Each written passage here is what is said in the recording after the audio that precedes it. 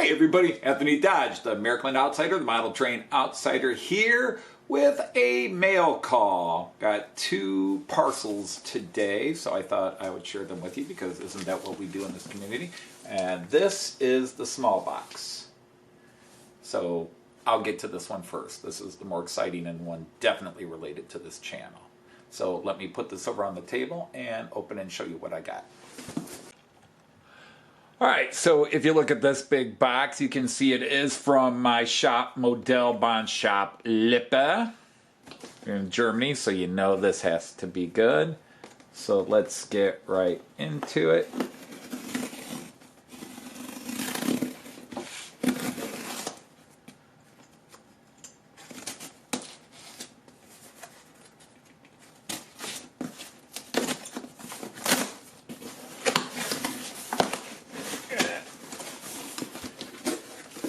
And I have been waiting for this for, a couple of years, I guess you could say, different variations. So let's get to it. There's actually a couple of things in here.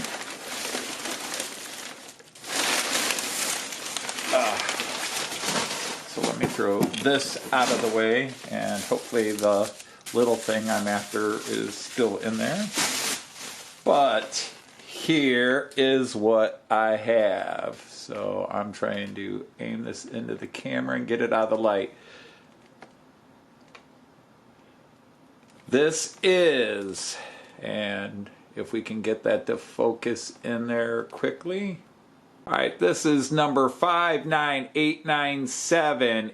This is a class 440 electric multiple unit, an EMU, in the Nordwestbahn livery.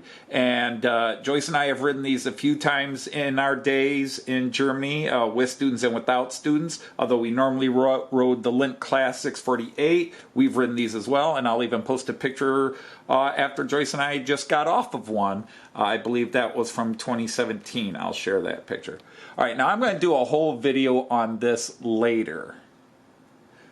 Alright, so this was the first box. A Piko Class 440 electric multiple unit in the Nordwestbahn livery.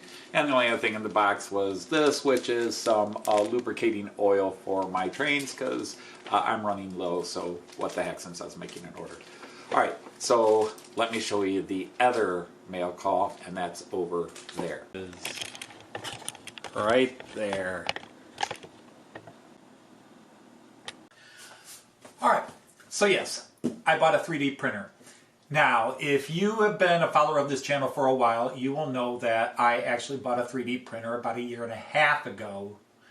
And I bought a Creality Ender 5 probe because it was supposed to be an upgrade from the Ender 3 that was so popular and so many people have had so much success with. But it supposedly had some improvements on it that made it superior. The price was definitely higher than the Ender 3, so you would expect it to be better. Now, I'm going to say this right now. I know the problem is me and not that printer. But I have had problems non-stop. Little things come out okay. Some of their built-in designs seem to come out okay. But I have tried to build walls and large buildings, and except in a couple of cases, the bottoms of the buildings keep warping at the ends. They come up.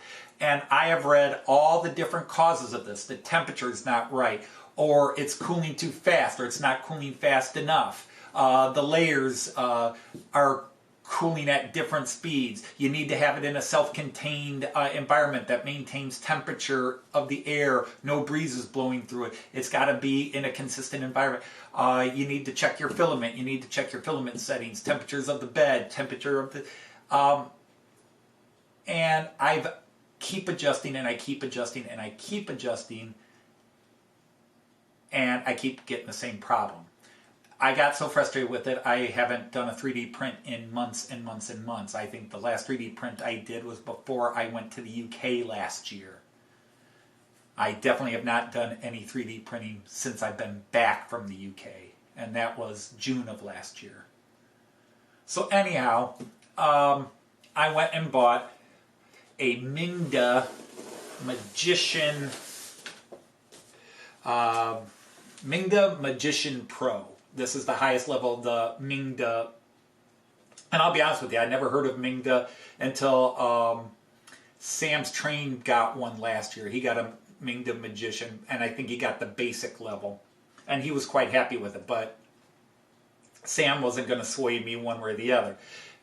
When I decided to buy another printer, because the Ender 5 still requires a lot of human adjustment, and that's where I fail. I fiddle with it, I try to get everything level, make sure it's level, I get all the different stuff, I've tried all the solutions. I know people watch these videos and they start offering all their suggestions, and it's like they don't, you know, why do we not assume that a person has already tried all the solutions that you're suggesting? And yes, we throw them out there.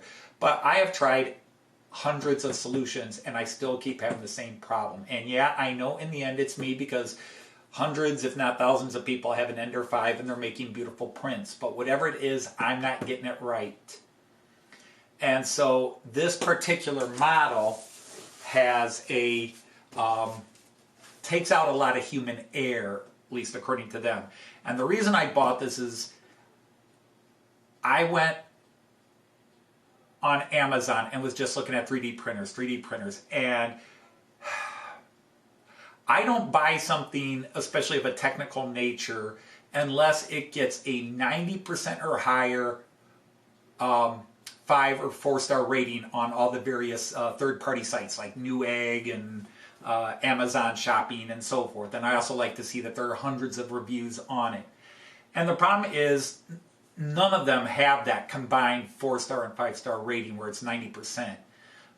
And so I always read the negatives, because if something's got a 10% negative comments, you know, 1-star or 2-star or lower rating, if it's 10, 15%, I go and read all those negative, because sometimes people give it a 1-star rating to the product because it came late, or because the package was damaged in shipping, or because they were an idiot and didn't know how to put together correctly. So you look to see where it ranks, because there's always going to be lemons, there's always going to be problems.